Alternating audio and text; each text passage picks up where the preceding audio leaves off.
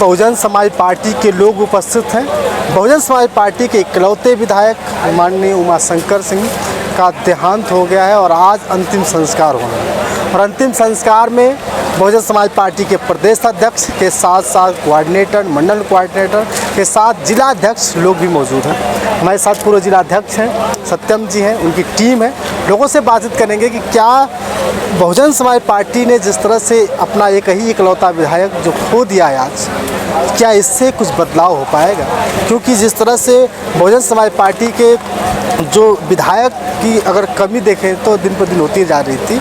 अब एक ही विधायक था उमाशंकर सिंह, जिसने पूरे देश भर में इस पार्टी को बरकरार रखा हुआ था। हम सीधे बातचीत करेंगे। अब जिलाध्यक्ष, पूर्व जिलाध्यक्ष, बहुत स्वागत है। स्वागत है आपका। जानना चाहेंगे कि आज उमाशंकर सिंह जी दुनिया छोड़कर चले गए, आज अंतिम संस्कार हो रहा है। आप हमें ये बताइए कि इनका जो व्यक्तित्व रहा है कैसा? बहुत बढ़िया। पूरे प्रदेश में इनका व्यक्तित्व जो है छूने में दूसरे को बहुत समय लगेगा। व्यक्तित्व बढ़िया रहा। आप ये बता दीजिए कि व्यक्तित्व अच्छा रहा, अब तो छोड़ के चले गए। बहन जी उन्हें राखी बांधती थी, बहन जी का एक प्रकार से भाई ही दुनिया को छोड़ कर चला गया। पार्टी जो थी, पार्टी को मजबूत तरीके से अगर पार्टी की चर्चा होती थी तो लोग कहते थे कि यही विधायक है जिसने पूरे पार्टी को मजबूत करके रखा हो। आज वो भी चले गए। पार्टी का क्या कमज़ोर हो जाएगा? नहीं, पार्टी कमज़ोर नहीं होगी। और उनके जगह पर उनके लड़के जो हैं प्रयास करेंगे कि हम अपने पिता से भी बढ़ चढ़ के जो है बसपा में हिस्सा लें, बहन जी के करीब रहें। क्या वो कहावत नजर आए कि बापत पूत परापत हो, घोड़ा ना ढेर तो थोड़े थोड़े? अच्छा, ये देखिए, कहीं जो है ऐसा भी होता है कि लड़का जो है बाप से नीचे रह जाता है, कहीं ऐसा होता है कि लड़का जो है बाप से बहुत ऊपर चला जाता है। तो माननीय विधायक जी की जब तबीयत खराब होने लगी तब जो है अपने लड़के को जो है धीरे धीरे राजनीति में जो है ढालने लगे।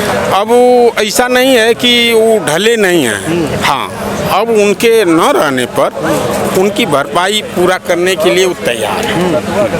मतलब उनके न रहने पर भरपाई कर लेंगे पूरी तरह से। बसपा का मान सम्मान एकदम बसपा का मान सम्मान एकदम रहेगा। सारे बसपा के लोग उनके साथ हैं, पूरे जो है प्रदेश के लोग उनके साथ हैं। इसमें कहीं कमी आने वाली नहीं, इससे कोई नुकसान नहीं होने वाला। सत्यम जी, ये बताइए कि अब जिला पंचायती का चुनाव भी होने वाला था, इधर विधानसभा के जो विधायक हैं वो भी दुनिया को छोड़ के चले गए, नुकसान नहीं हो रहा बसपा? नहीं, ये तो प्राकृतिक है, इसमें नुकसान क्या कहा जा सकता। लेकिन पार्टी दल में थोड़ी सी दुख का माहौल बना हुआ है। और दुख का माहौल बना हुआ है इसलिए कि विधायक जी इस दुनिया को छोड़ के चले गए। लेकिन एक खूबसूरती इस बीच में निकल के आई है। आपने देखा होगा कि बहन जी ने कहा कि भाई तो बहुत लोग बने, लेकिन वो वफादारी जो है किसी ने निभाई नहीं सिवा इनके।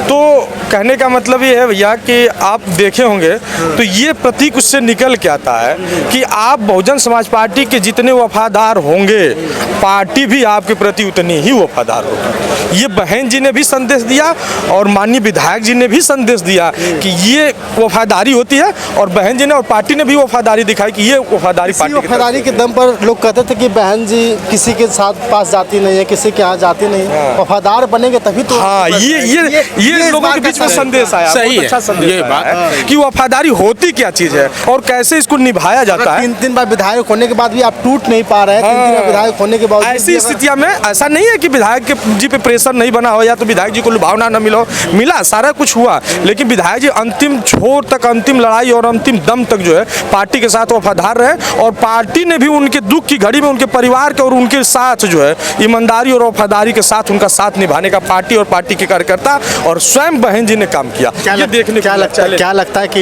इनके परिवार के लोग बसपा के साथ रहेंगे? जी, पूरा बसपा, बहन जी खुल के कह दी हैं कि अगर उनका परिवार चाहता है उनके बेटे को राजनीति में लाने के लिए तो मैं पूरी तरह से तैयार हूँ। जबकि बहन जी ऐसा घोषणा नहीं करते हैं कि पार्टी में परिवारवाद चले। पहली दफा बहन जी ने खुल के कहा है कि नहीं, अगर परिवार चाहता है तो उनके बेटों को मैं मौका देने के लिए तैयार हूँ। पार्टी पूरी तरह से उनको समर्पित है। उनके प्रति पहली बार फर्स्ट टाइम किसी ने बहुत कहा बड़ी है। बात, बहुत बड़ी बात कहा आप पे कि जबकि बहन जी पार्टीवाद के बारे में नहीं कहती, लेकिन उन्होंने कहा कि अगर इनका बेटा चाहे, इनका परिवार चाहे तो ये लोग जो है कि उनको हम टिकट दे सकते हैं। लेकिन कहीं न कहीं बहुजन समाज पार्टी का इकलौता विधायक हो जाने के बाद बहुत सारे लोगों के दिलों में दुख है, आंखों में आंसू है। जखनिया विधानसभा से लोग चल कर आ रहे हैं। सर ये बताइए कि क्या लग रहा है, बहुजन समाज पार्टी फिर से अगर टिकट दे देती है इनके बेटे को, क्या लगता है चौथी बार भी जो है कि कारवा यहाँ से राजस्थान विधानसभा बसपा के हाथ में जाएगा? सर्वप्रथम आपके चैनल का बहुत बहुत स्वागत। आज हम लोग बलिया के 82 घाट पर माननीय विधायक जी को अंतिम यात्रा के साथ उनके दाह संस्कार में उपस्थित हैं। हमारे साथ जिले से सभी साथी चल के आए हैं। जिला यूनिट गाजीपुर के लगभग 80% कार्यकर्ता पदाधिकारी यहाँ 82 घाट पर उपस्थित हैं। जहाँ तक रहा सवाल माननीय विधायक जी के बेटे का, तो बहन जी बहुजन समाज पार्टी के एकमात्र नेता हैं, जिंदा देवी हैं। और वो अभी आपको लगा है, देखे हैं आप, जो उन्होंने कल लखनऊ गोमती नगर में श्रद्धांजलि के समय उन्होंने कहा कि अगर इनके बेटे राजनीति में आना चाहेंगे तो पूरा समर्थन रहेगा।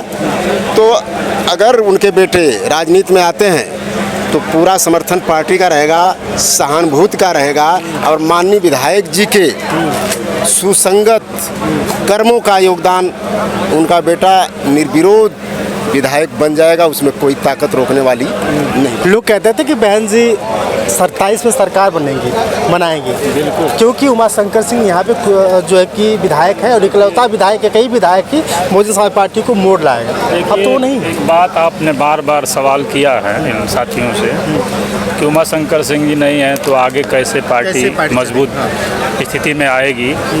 एक दौर याद है हम लोगों का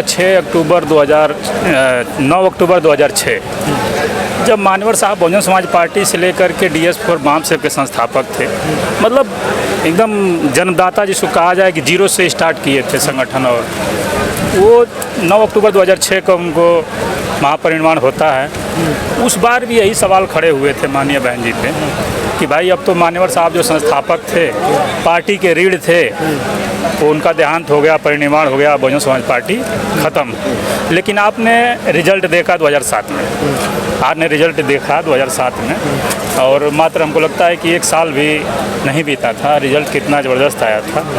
वही मैसेज देने के लिए माननीय बहन जी आज देखिए 2026 और 2027 1 साल का लगभग टाइम है।